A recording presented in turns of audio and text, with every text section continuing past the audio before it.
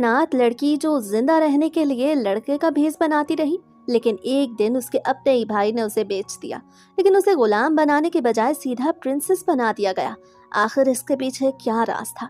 इस दुनिया में उसकी सबसे बड़ी गलती सिर्फ इतनी थी कि उसकी आंखें सबसे अलग थी, ब्लू कलर की, और वही आंखें उसकी पूरी जिंदगी बदलने वाली हैं। एनिमे के स्टार्ट में हम देखते हैं कि नीना गार्ड्स के साथ चलते हुए सोचती है कि यह आदमी उसे मारने वाला है, और वो भी दूसरी बार। प्रिंस उससे कहता है कि तुमने हमारे साथ धोखा किया और ये बहुत बड़ा जुर्म है, जिसके जवाब में नीना कहती है कि मुझे पता है, लेकिन मेरी सिर्फ इतनी ख्वाहिश है कि वो मुझे एक आखिरी बार देख लेता। ये किसके बारे में बात हो रही है ये तो हमें बाद में ही पता चलेगा। अब कहानी हमें सीधा एक सिटी में ले जाती है, जहाँ एक औरत जोर जोर से चीख के लोगों से कह रही होती है कि चोर को पकड़ो। नीना अपनी पूरी ताकत से भाग रही होती है। वो एक दीवार से छलांग लगा के नीचे अपने भाई साजी के पास पहुंच जाती है। वो दोनों उस आदमी से बचते हुए अपने घर वापस आ जाते हैं, जहाँ कॉलिन उनका वेट कर रहा होता है। कॉलिन बहुत कमजोर था, इसलिए नीना और साजी जो कुछ चुरा के लाए थे उसी से उनका गुजारा होता था। ये तीनों हमेशा गुर्बत में जिंदगी गुजारते थे और जिंदा रहने के लिए कभी कभार अमीर लोगों की कीमती चीजें चुरा लेते थे। 5 साल पहले खतरनाक वबा फैली थी जिसने बेशुमार जानें ले ली थी। अपनी फैमिलीज को खोने के बाद उन लोगों के पास जिंदा रहने के अलावा कोई रास्ता नहीं बचा था। शुरू में सिर्फ साजी और कोलिन एक दूसरे का सहारा थे, फिर नीना भी उनकी छोटी सी फैमिली का हिस्सा बन गई। लूट का सामान देखते हुए कॉलिन को एक खूबसूरत ब्रेसलेट मिलता है जिसमें नीला लापिस लजूली का पत्थर जड़ा हुआ था। उसका रंग बिल्कुल नीना की आंखों जैसा था, बिल्कुल सुबह होने से पहले के आसमान की तरह। कॉलिन ने उसकी बहुत ज्यादा तारीफ की, लेकिन साथ ही अफसोस भी किया कि नीना को हमेशा अपनी आंखें छुपा के रखनी पड़ती हैं। ये सुनकर साजी ने कॉलिन को बेवकूफ कहा और कहा कि अगर नीना अपनी आंखें ना छुपाए तो गुलाम बनाने वाले लोग उसके पीछे पड़ जाएं। ऐसी खूबसूरत और नायाब ब्लू आईज हर रोज देखने को नहीं मिलती। बहुत से अमीर लोग इन्हें हासिल करने के लिए कुछ भी कर सकते थे। ये तीनों हमेशा भूखे रहते थे और इनके पास कभी पैसे नहीं होते थे, लेकिन इसके बावजूद नीना को उनके साथ गुजरती जिंदगी अच्छी लगती थी। साजी मजाक में कहता है कि नीना का खाना इतना बुरा है कि इस पर पाबंदी लगा देनी चाहिए। कॉलिन भी हंस के उसकी बात पे एग्री करता है और नीना गुस्से में उन दोनों को चुप रहने को कहती है। गुर्बत के बावजूद ये लोग एक दूसरे के साथ बहुत अच्छे से रह रहे थे और हंसी मजाक के साथ अपनी जिंदगी गुजार रहे थे। लेकिन अब नीना सिर्फ यही सोच रही थी, मैं कितनी स्टूपिड थी जो ये समझ बैठी कि ये दिन हमेशा रहेंगे। एक दिन आएगा कि ये सब कुछ खत्म हो जाएगा। एक दिन कॉलिन का बुखार इतना ज्यादा बढ़ गया कि साजी को लगा कि वो नहीं बचेगा। नीना ने हिम्मत बंधाते हुए कहा कि अभी भी डॉक्टर के पास जा सकते हैं, जब तक सांस है तब तक उम्मीद है। लेकिन साजी ने उदासी से जवाब दिया, डॉक्टर के पैसे कहाँ से आएंगे? नीना खामोश हो गई क्योंकि उसके पास कोई जवाब नहीं था। साजी ने मायूसी से कहा कि सब कुछ तकदीर में पहले ही लिखा जा चुका होता है। गरीब गरीब सितारे के नीचे पैदा होते हैं और अमीर अमीर सितारों के नीचे। इंसान की जिंदगी उसके पैदा होने के साथ ही तय हो जाती है। नीना उसकी बात को मानने से इनकार करती है। उसे यकीन था कि एक दिन सब कुछ बदल जाएगा, लेकिन साजी चीख के कहता है कि एक दिन को भूल जाओ क्योंकि शायद कॉलिन कल का सूरज भी ना देख सके। फिर वो गुस्से में कहता है कि नीना के लिए ये सब कुछ सोचना आसान है क्योंकि वो उनकी असल फैमिली नहीं है, वो सिर्फ एक बाहर वाली है। ये अल्फाज नीना के दिल में तीर की तरह लगते हैं। वो आंखों में आंसू लिए कहती है कि वो कोई ना कोई रास्ता जरूर निकालेगी और गुस्से में वहां से निकल जाती है। लेकिन कुछ ही देर बाद पहले की चोरी की वजह से लोग उसे बुरी तरह पीटने लगते हैं। तब उसे रियलाइज होता है कि वो कितनी स्टूपिड थी। साजी के लिए ये सब और भी ज्यादा मुश्किल था क्योंकि कॉलिन उसका रियल भाई था। मार खाने के बाद नीना पानी में अपना जख्मी चेहरा देखती है। वो सोच रही थी कि उस जैसी आंखें किसी और के पास नहीं है। उसकी आंखों से आंसू निकल आते हैं और वो खुद को इस दुनिया में बिल्कुल अकेला फील करने लगती है। बारिश होने लगती है और वो रोते हुए सिर्फ यही प्रेयर करती है कि काश इस दुनिया में कोई एक शख्स तो ऐसा हो जो उसे अपना समझे और खास समझे। दूसरी तरफ इज़ोर को पता चलता है कि प्रिंसेस अलीशा की कैरेज खाई में गिर के तबाह हो गई है और उसमें सवार कोई भी शख्स जिंदा नहीं बचा। वो फैसला करता है कि इस मामले को फिलहाल सबसे छुपा के रखा जाए और जितनी जल्दी मुमकिन हो सके प्रिंसेस की जगह लेने के लिए किसी और को ढूंढा जाए। अगले दिन नीना और साजी अपनी फैमिली की कब्रों पे जाते हैं। साजी पिछले दिन उस पे चीखने की माफी मांगता है। नीना उसे माफ कर देती है और खुद भी उससे अपॉलोजाइज करती है, जिसपे साजी कुछ घबराने लगता है। लेकिन वो नजरें फेरते हुए कहता है कि वो उसे एक स्पेशल जगह ले जाना चाहता है। दोनों एक खाली घर में जाते हैं। साजी कहता है कि वो और कॉलिन अब इस तरह की जिंदगी मजीद नहीं गुजार सकते। उस बंद गली से निकलने का सिर्फ एक ही रास्ता बचा है। अचानक दरवाजा जोर से खुलता है और 2 मास्क पहने हुए आदमी अंदर आ जाते हैं। साजी अपॉलोजाइज करते हुए वहां से चला जाता है और नीना की आंखें हैरत से फैल जाती हैं। उसे यकीन होता है कि साजी ने उसे स्लेव बनाने वालों के हाथों बेच दिया है। नीना उनसे भागने की कोशिश करती है लेकिन दीवार से टकरा के जमीन पे गिर जाती है। इज़ोर अपने साथ आए बंदे से कहता है कि उसके साथ नरमी से पेश आओ। नीना जमीन पे पड़ी रो रही थी और समझ नहीं पा रही थी कि आखिर साजी ने उसके साथ ऐसा क्यों किया। क्या वो उससे नाराज था या फिर वो हमेशा से उसके लिए सिर्फ एक स्ट्रेंजर था। उसका दिल बहुत ज़्यादा हर्ट हो चुका था। फिर इज़ोर उसके बाल हटा के उसकी आंखें देखता है। उन नीली गहरी आंखों को देख के उसे वही चीज़ मिल जाती है जिसकी वो तलाश कर रहा था। दूसरी तरफ नीना उसकी सुनहरी आंखों को घूरने लगती है जो उसे किसी दरिंदे की आंखों जैसी महसूस हो रही थी। इज़ोर उससे नफरत से कहता है कि इस लड़के के जिस्म से बहुत बुरी बदबू आ रही है, वो हद से ज़्यादा गंदा है। फिर वो अपने साथ आए बंदे को ऑर्डर करता है कि इसके कपड़े उतार दो।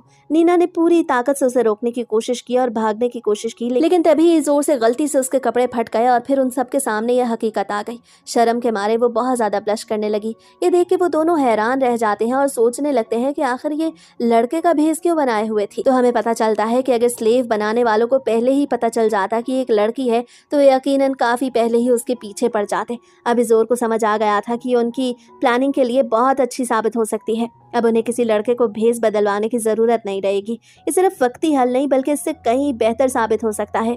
वो नीना के सामने घुटनों के बल बैठता है और कहता है कि आज तुम मर जाओगी और फिर एक प्रिंसेस बन के दोबारा जिंदा होगी। अब नीना को पैलेस में ले जाया जाता है जहां उसकी मेड्स उससे कहती हैं कि वो बस वेट करे, लेकिन वो फौरन से जवाब देती है कि वो सिर्फ उनके कहने पे वेट नहीं करेगी। ये कहते ही वो अपने नए ड्रेस को देखने लगती है। तभी प्रिंस इज़ोर सेट फोर्टेना वहां आ जाता है। शोर शराबा सुन के वो रुक जाता है। वो नीना को देख के हैरान हो जाता है। जो एक गंदा सा लड़का वो यहाँ लेके आया था वो बिल्कुल मुख्तलिफ नजर आ रहा था। नीना फौरन खड़ी हो जाती है और उसकी तरफ उंगली करते हुए कहती है कि मिस्टर गोल्डन आइज। इज़ोर गहरी सांस लेता है और दिल ही दिल में सोचने लगता है कि खूबसूरत कपड़े पहना देने से भी इस लड़की की असल फितरत जरा भी नहीं बदली। नीना मुसलसल उस पर चीखने लगती है। आखिरकार इज़ोर अपनी स्वर्ड उसके कंधे पर रख देता है और ठंडी आवाज में कहता है, घुटनों के बल बैठ जाओ। नीना को जवाब देने की बिल्कुल इजाजत नहीं थी। आज से उसकी नई पहचान प्रिंसेस एलिशा सेट फोर्टेना थी, जो इस मुल्क की प्रीस्टेस शहजादी थी। वो उस अजीम सल्तनत का फख्र समझी जाती थी क्योंकि उसकी लापस लजूली जैसी गहरी नीली आंखें सितारों के गॉड की आंखों से मिलती जुलती थी। अगले 3 महीनों तक नीना को एक रियल प्रिंसेस की तरह चलना, बोलना, रहना, सहना और ड्रेस पहनना सीखना था। इसके बाद उसकी शादी नए होने वाले प्रिंस से कर दी जाती जो जल्द ही ग्लाटडा सल्तनत का नया किंग बनने वाला था। सबसे इम्पोर्टेंट बात ये थी कि इस धोखे का राज कभी भी किसी के सामने ना आने पाए। ये सुनते ही नीना अचानक इज़ोर की स्वर्ड को किक करके नीचे गिरा देती है और फिर उसे फौरन उठा के प्रिंस की तरफ पॉइंट कर देती है, लेकिन गलत तरीके से। उसे लगा था कि अब डरने का कोई फायदा नहीं क्योंकि उसके पास खोने के लिए कुछ भी बाकी नहीं बचा। वो इज़ोर से कहती है, ये मत भूलो कि तुम मुझसे एक एहसान मांग रहे हो। इज़ोर हैरत से पूछता है, अगर मुझे धमकाना ही था तो स्वर्ड की धार के बजाय उसकी बैक साइड मेरी तरफ क्यों कर दी? नीना उस बात को इग्नोर करते हुए कहती है, पहले अपना बिहेवियर ठीक करो और अपनी असल पहचान बताओ, वरना मैं यहाँ से जा रही हूँ। इज़ोर स्माइल करने लगता है और कहता है, तुम जैसी गरीब लड़की के पास वापस जाने के लिए घर है ही कहाँ। लेकिन फिर उसे रियलाइज होता है कि नीना की बात भी सही है, इसलिए वो अपने पहले वाले बदतमीजी पर उससे अपोलोजाइज करता है और कहता है कि वो उसे माफ कर दे। ये सुन के नीना खुद भी हैरान हो जाती है। फिर इज़ोर ने अपनी बात दोबारा समझाते हुए कहा, अगले 3 महीनों तक मैं तुम्हारा टीचर हूँगा और मैं तुम्हें ट्रेनिंग दूंगा। वो उसी वक्त अपना इंट्रोडक्शन भी करवाता है कि वो फोर्टेना सल्तनत का दूसरा प्रिंस है। इसके बाद वो नीना को पोलाइटली बात करना सिखाना शुरू करता है। वो उसके आम लोगों जैसी बोलचाल को दुरुस्त करने लगता है। नीना सुबह भर एक ही बात बार बार दोहराते दोहराते तंग आ गई थी। इज़ोर उसके चेहरे पे झंझलाहट देखता है तो पूछता है, तुम इस तरह नाराज क्यों लग रही हो? तो नीना जवाब देती है कि मैं इतनी सारी चीज़ें एक साथ नहीं सीख सकती, खास तौर पे जब मैं पढ़ना लिखना भी नहीं जानती। इज़ोर को ये बात पहले से मालूम थी, इसलिए वो उसे बार बार प्रैक्टिस करवा रहा था। उसे बताया कि उनके पास ज़्यादा वक्त नहीं है क्योंकि सिर्फ 3 माह बाद नीना की किंग से मुलाकात होने वाली है। ये सुन के नीना घबरा गई। उसे डर था कि कहीं किंग फौरन ये ना समझ आए कि वो असली प्रिंसेस नहीं बल्कि उसकी जगह लाई गई एक लड़की है। उसने पैलेस की बाकी औरतों से पूछा, क्या मैं वाकई अलीशा जैसी लगती हूँ? उन्होंने फौरन जवाब दिया, बिल्कुल नहीं। उन दोनों में सिर्फ एक ही चीज एक जैसी थी और वो उनकी नीली आंखें थीं। प्रिंसेस एलिशा तीसरी क्वीन की बेटी थी। उसकी बर्थ के कुछ ही वक्त बाद उसे अगली ऑस्ट्रल प्रीस्टेस चुन लिया गया था, इसलिए उसकी अपब्रिंगिंग ऑस्ट्रल विला में हुई थी। जब प्रीस्टेस 16 साल की हो जाती थी तो पहले स्टार फेस्टिवल में उसकी ऑफिशियल सेरेमनी करवाई जाती थी। नीना को अपना बचपन याद आ गया। उसके पेरेंट्स उसे बताया करते थे कि आसमान पे लटकती रोशनियां लोगों की उम्मीदों की अलामत होती हैं, जिनके पूरा होने की दुआ ऑस्ट्रल प्रीस्टेस करती है। जब वो छोटी थी तो अपने पेरेंट्स के साथ ये सेरेमनी देखने जाया करती थी, लेकिन पिछले साल उसके साथ साजी और कोलिन थे। 16 साल की उम्र तक प्रीस्टेस को ऑस्ट्रल विला से बाहर जाने की इजाज़त नहीं होती थी, इसलिए उसके मेट्स के अलावा बहुत कम लोगों ने कभी उसका चेहरा देखा था। 16 साल की होने के बाद प्रिंसेस को आम जिंदगी में वापस आना होता था ताकि उसकी शादी हो सके। नीना को ये सारी बातें पूरी तरह समझ नहीं आ रही थी, लेकिन इज़ोर प्रॉमिस करता है कि अगर वो कामयाब हो गई तो उसे इसका रिवॉर्ड ज़रूर मिलेगा। पैलेस के बाकी सभी लोग भी उससे रिक्वेस्ट करते हैं कि वो इस ड्रामे में उनका साथ दे। आखिरकार नीना मान गई और उनसे कहा कि उसके सामने बार बार झुकना बंद करें। प्रिंस गोल्डी यानी इज़ोर नीना को बहुत गुस्सा दिलाता था, लेकिन महल की उन बाकी औरतों पर उसे तरस भी आता था। ट्रेनिंग के अगले चंद दिन नीना के लिए बहुत मुश्किल साबित हुए। उसे ये सब बिल्कुल पसंद नहीं आ रहा था। वो बार बार कहती कि वो सब कुछ छोड़ना चाहती है और फिर ड्रामेटिकली कहती कि अगर यही चलता रहा तो वो मर जाएगी। महल की एक औरत ने उसे मशवरा दिया कि थोड़ा आराम कर लेना चाहिए, इसलिए इज़ोर उसे फ्रेश हवा खिलाने के लिए बाहर ले गया। बाहर आते ही नीना की आंखें चमक उठी। इतने दिनों से वो एक ही जगह बंद थी, लेकिन अब उसे यकीन हो गया कि वो वाकई महल में मौजूद है। हल्की सी हवा चली तो उसने फील किया कि वहाँ बहुत अच्छी खुशबू आ रही है। वो सोचने लगी कि शायद तमाम अमीर लोग ऐसे ही खुशबूदार होते हैं, शायद वो पैदा ही ऐसे होते हैं, उसकी तरह नहीं जो गुर्बत में पली बड़ी थी। उसके नज़दीक इज़ोर एक बहुत इंपॉर्टेंट इंसान था। आम हालात में तो वो कभी एक ही जगह खड़े भी ना होते। वो हैरान थी कि आखिर वो यहाँ तक पहुंची कैसे।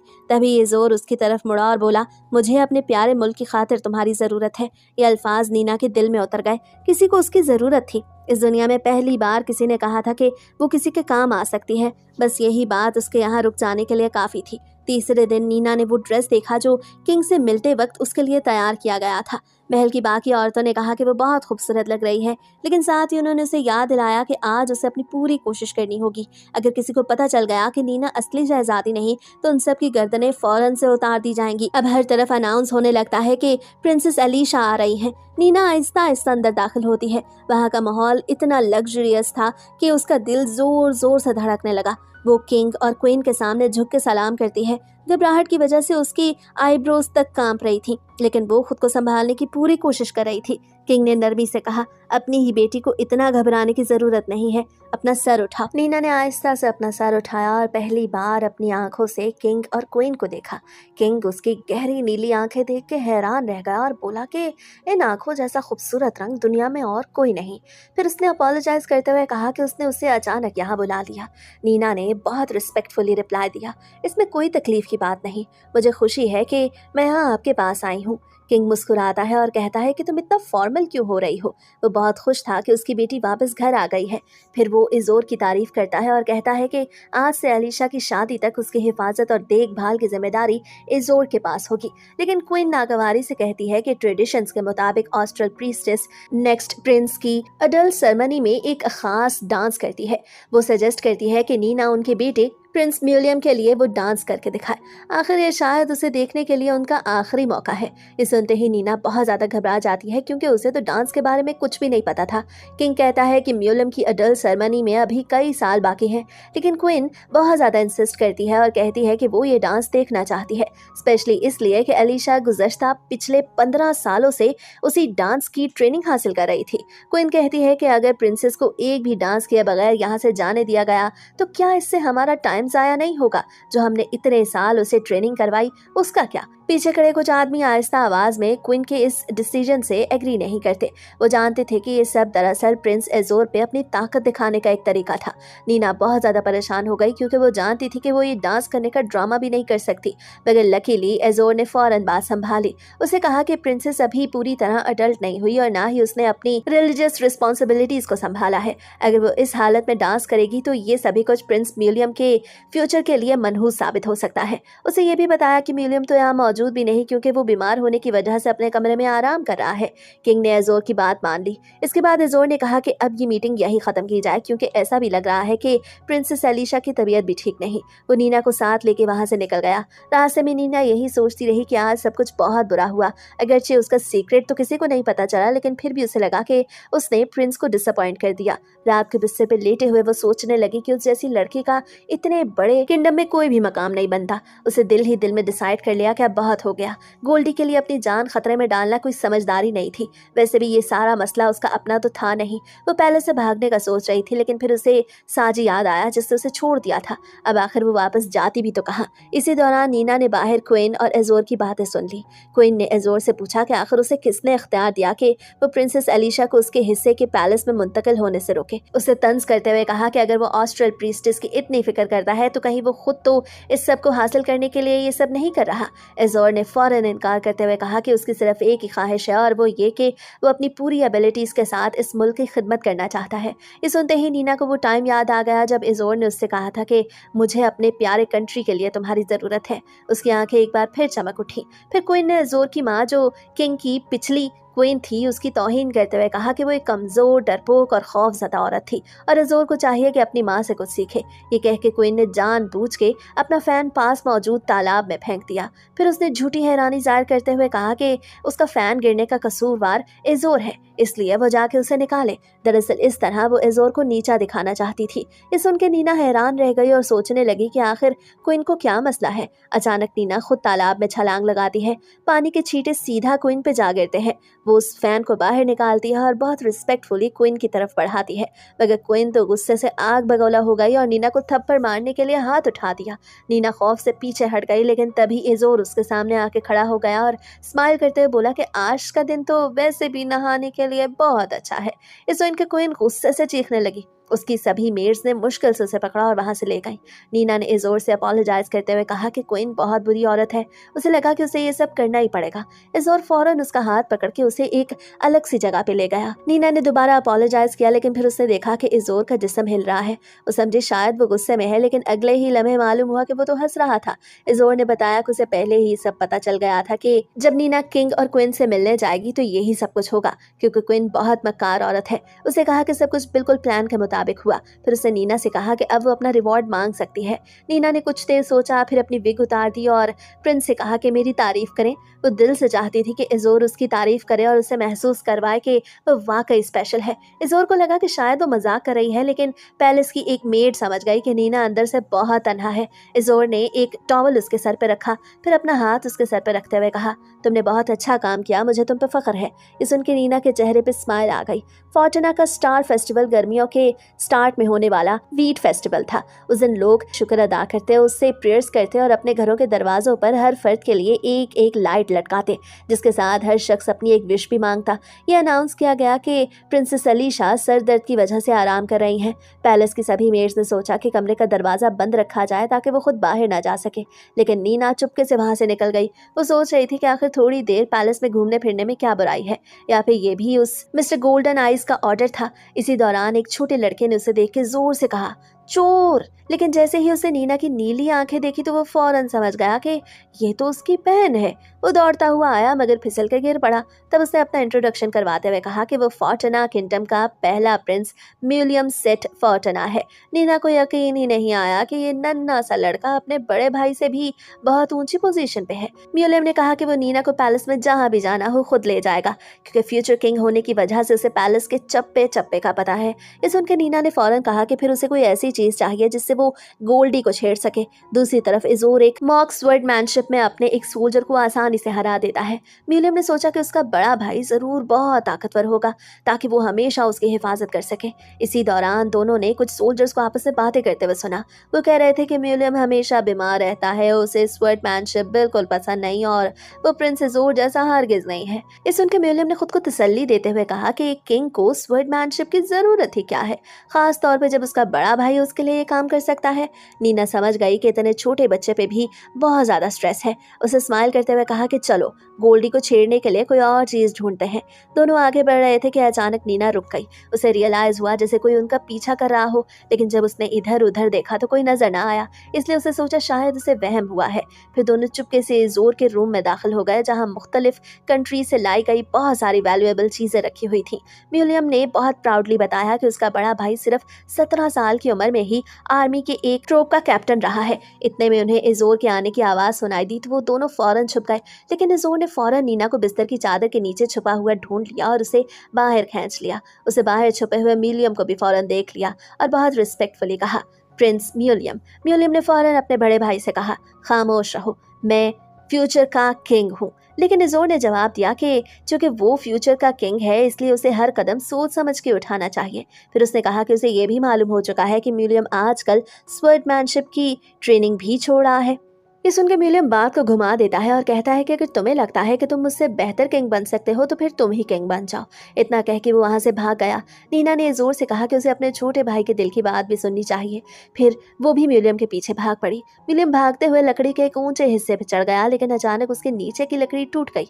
नीना ने एक भी सेकंड जाया नहीं किया और फौरन उसके पीछे जंप कर दिया। काफी वक्त गुजर गया। नीना ने विलियम को बहुत मजबूती से अपने साथ लिपटा लिया और कहा, सर्दी में तो ऐसे ही एक दूसरे के करीब रहते हैं, कम से कम जब तक कोई हमारी मदद के लिए नहीं आ जाता। लेकिन विलियम को यकीन नहीं था कि कोई उन्हें बचाएगा।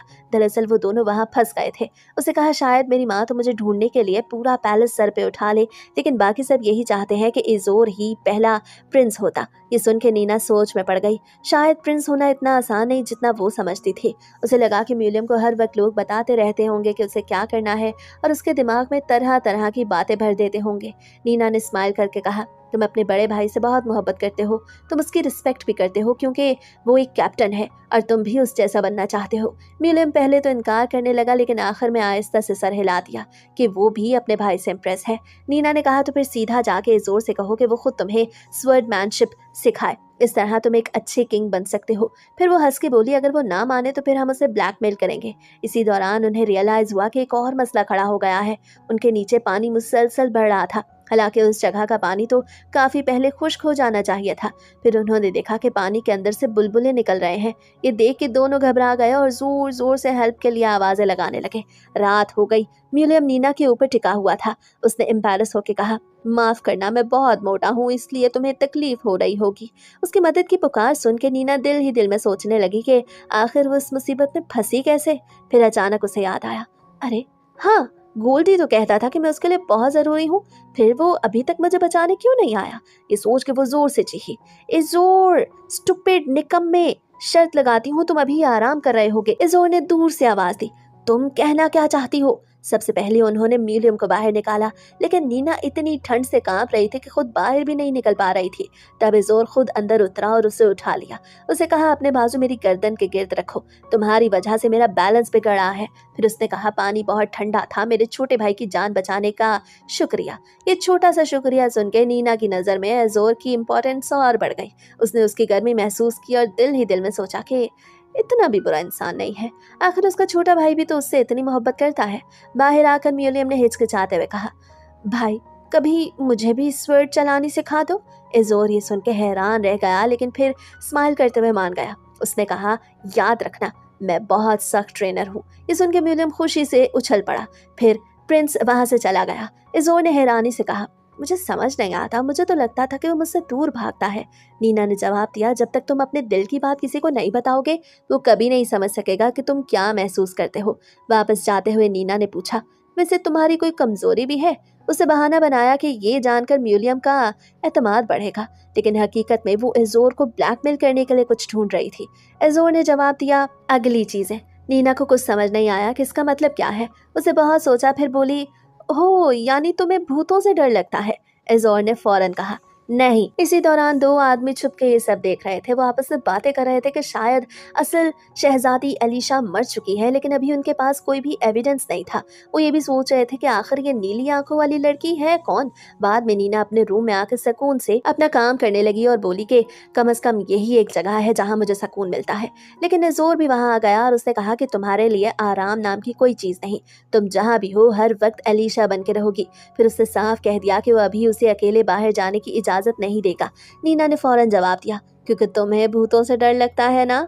इज़ोर ने लापरवाही से कहा, तुम बिल्कुल बच्चों की तरह शिकायत करती रहती हो। पैलेस की सभी मेयर्स ये देख के खुश हो गई। उन्हें लगा कि दोनों अब काफी अच्छे फ्रेंड्स बन चुके हैं। लेकिन नीना और इज़ोर ने फौरन इस बात को मानने से इनकार कर दिया। उसी वक्त एक लड़की बोली कि इज़ोर से इस तरह बेतकल्लुफ होकर बात करने की इजाजत सिर्फ मुझे है। कुछ दिन बाद स्टार फेस्टिवल करीब आ गया। नीना परेशान थी कि कहीं उसे ऑस्ट्रल प्रीस्टेस बन के डांस तो नहीं करना पड़ेगा, लेकिन इज़ोर ने उसे बताया कि अब वो आम जिंदगी में वापस आ चुकी है, इसलिए उसे ऐसी कोई भी ट्रेडिशन अदा नहीं करनी पड़ेगी। इस सुन के नीना ने सुख का सांस लिया। फिर इज़ोर ने उसे एक लाइट दी और कहा कि रॉयल पैलेस के लोग भी अपनी विश मांग सकते हैं। नीना को हैरत हुई कि इज़ोर अचानक इतना अच्छा क्यों बन रहा है। तभी किंग अपने लोगों के साथ वहां आता है। क्वीन तंज करते हुए इज़ोर से कहती है, उम्मीद है तुम थ्रोन छीनने की विश तो नहीं करोगे। बादशाह ने मुस्कुरा के कहा, मेरा दूसरा बेटा बहुत समझदार है। फिर उसने अफसोस करते हुए कहा कि अब वो एलिशा को प्रीस्टेस बनते हुए नहीं देख सकेंगे, लेकिन साथ ही खुश भी हुए कि अब वो खुद भी स्टार फेस्टिवल का लुत्फ उठा सकेगी। नीना को किंग का नरम रवैया बहुत अच्छा लगा, लेकिन फिर एक बंदे ने कहा कि कम से कम उसे एक बार तो डांस करना चाहिए। ये सुन के नीना फिर से परेशान हो गई। वो वहां से चलते हुए बोली, क्वीन आज भी पहले की तरह बहुत बुरी है। लेकिन इज़ोर ने कहा कि उसे क्वीन से नफरत नहीं, बल्कि उसे उसकी एक बात बहुत पसंद है कि वो जो भी करती है सामने आके करती है। फिर उसने कहा, वैसे भी दुनिया के सब लोग तुम्हारी तरह सीधे साधे नहीं होते। नीना ने फौरन कहा, ये मेरी तारीफ नहीं, मेरी बेइज्जती है। लेकिन इज़ोर बोला, नहीं, मैंने तो तुम्हारी तारीफ की है। बात करते करते नीना के हाथ से वो लाइट तकरीबन गिरने वाली थी। उससे पूछा, वैसे तुमने खुद लाइट क्यों नहीं ली? तो इज़ोर ने जवाब दिया कि मेरी कोई विश है ही नहीं। ये सुनकर नीना सोचने लगती है, क्या इसीलिए उसे कुछ चाहिए ही नहीं, या उसकी सारी विशेस पहले ही पूरी हो चुकी हैं। तभी नीना की मुलाकात दोबारा म्यूजियम से हुई। म्यूजियम ने सैड होकर कहा, काश स्टार फेस्टिवल कभी आता ही ना। नीना उसके ब्रेकफास्ट में से खाते हुए बोली, क्या इसलिए कि तुम हमेशा बीमार रहते हो? इसके जवाब में वो कहता है कि नहीं, मैं बिल्कुल ठीक हूँ। मैं तो सिर्फ इसलिए अभी तक कमरे में था क्योंकि मेरी माँ चाहती है कि मैं आराम करूँ।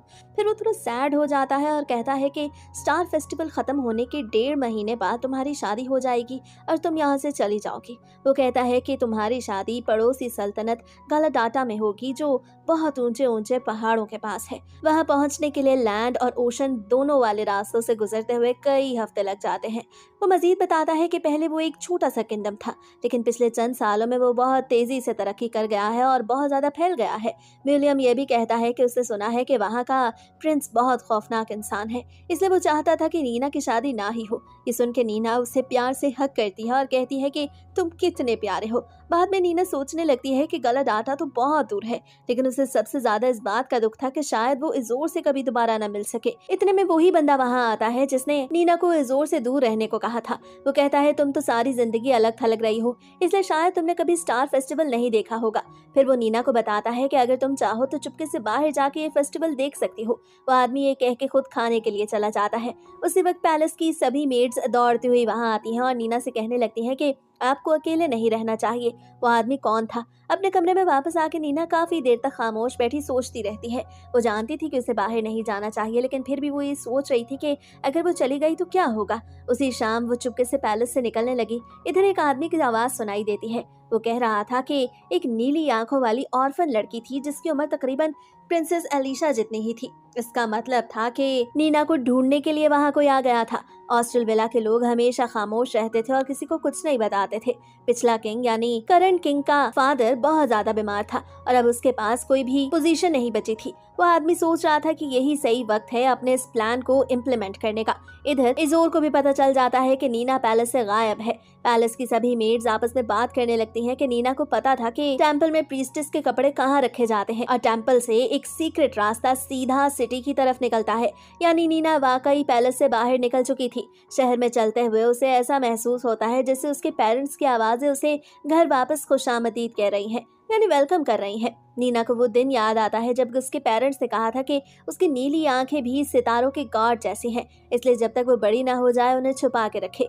फिर उसे कॉलन और साजी के साथ गुजारे हुए दिन याद आने लगते हैं। वो एक ही लाइट के नीचे बैठते थे, अपनी अपनी विश मांगते थे और खुश रहते थे। आखिरकार नीना अपने पुराने घर पहुंच जाती है, लेकिन वहां ना तो साजी था और ना ही कॉलन। वो दिल ही दिल में सोचती है, अगर वो दोनों भी चले गए तो नीना नाम की लड़की का वजूद तो हमेशा के लिए खत्म हो जाएगा। अचानक पीछे से इज़ोर आ जाता है और नीना बुरी तरह डर जाती है। वो फौरन उसके सीने पे मुक्के मारने लगती है और रोते हुए उसे अपनी पिछली जिंदगी खत्म होने का रिस्पॉन्सिबल ठहराने लगती है। उसकी आंखों से आंसू बहने लगते हैं। उसे वो दिन याद आता है जब इज़ोर ने कहा था कि आज तुम मरोगी और एक प्रिंसेस बन के दोबारा जिंदा होगी। उस वक्त नीना ने समझा था कि वो सिर्फ एक एग्जाम्पल दे रहा है, लेकिन अब उसे रियलाइज हुआ कि वाकई नीना नाम की लड़की तो मर चुकी है। वो एक बहुत दूर मुल्क भेज दी जाएगी और जो लोग नीना को जानते थे वो सब उसकी जिंदगी से खत्म हो जाएंगे। फिर वो सोचती है, नहीं, नीना तो पहले ही मर चुकी है, क्योंकि अब दुनिया में कोई भी मुझे इस नाम से बुलाने वाला नहीं रहा।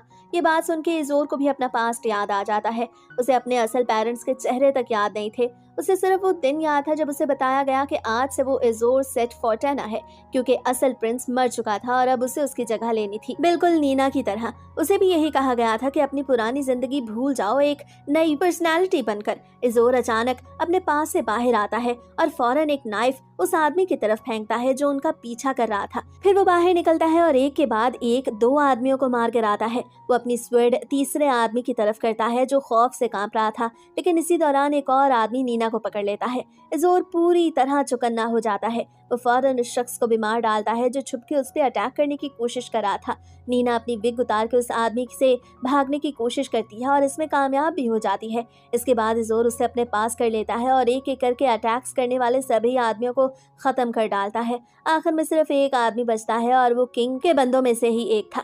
लेकिन अब उस बंदे ने देख लिया था कि नीना असल में प्रिंसेस नहीं है बल्कि एक फेक प्रिंसेस है। इज़ोर को उस आदमी से कुछ पूछने की जरूरत ही महसूस नहीं हुई। उसे मालूम था कि मुर्दा लोग कोई सीक्रेट नहीं बताते। समझ तो गए होगे। इज़ोर उसे भी मार डालता है, लेकिन मरने से पहले वो आदमी चीख के बोलता है, इज़ोर तुम थ्रोन को छीनने वाले हो। लेकिन अगले ही लम्हे इज़ोर उसे भी मार डालता है। ये सब देखकर नीना बुरी तरह काम जाती है। तभी उसकी नजर इज़ोर के हाथ पे पड़ती है जहाँ से खून बह रहा था। नीना को लगता है ये सब उसकी वजह से हुआ है, हालांकि इज़ोर ने उसे एक बार भी इस सब का रिस्पॉन्सिबल नहीं ठहराया था। अब आगे क्या होता है ये तो हमें नेक्स्ट वीडियो में ही पता चलेगा।